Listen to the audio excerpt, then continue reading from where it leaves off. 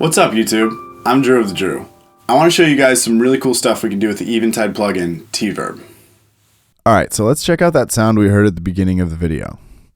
Here we've got a stereo audio file of one of my buddies playing piano, and let's see what it sounds like with no effects.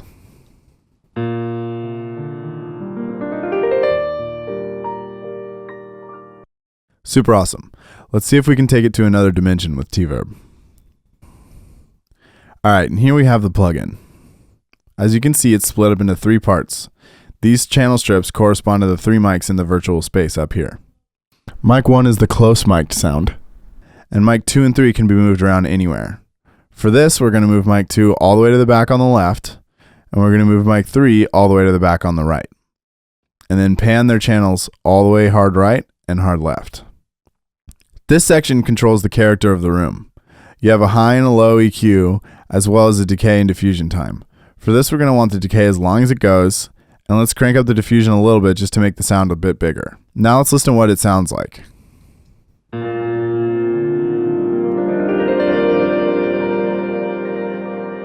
So that's awesome, but Tverb can do a lot more. First, we're going to link the 2 gates so that any change I make on the right will reflect on the left, and then we're going to turn them on. Already this is going to be much different of a sound, so let's have a listen.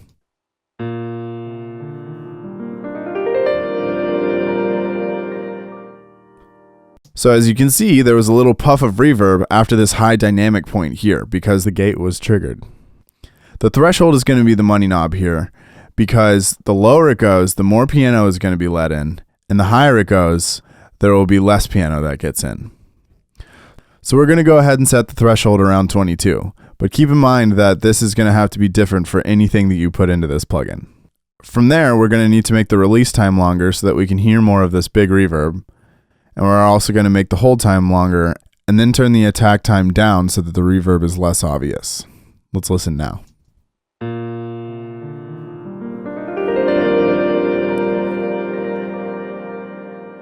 Then the only change that I would make is lowering the level of the 2 mics so that the reverb signal doesn't overpower the dry signal. You can also shift, click, and drag to adjust both faders at the same time.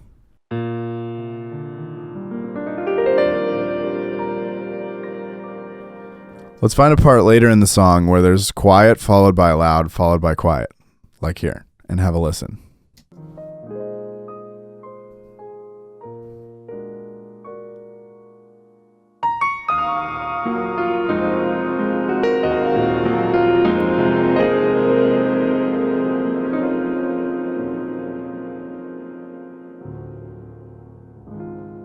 So as you can see, the high dynamic points here opened up the gate and let the reverb come out.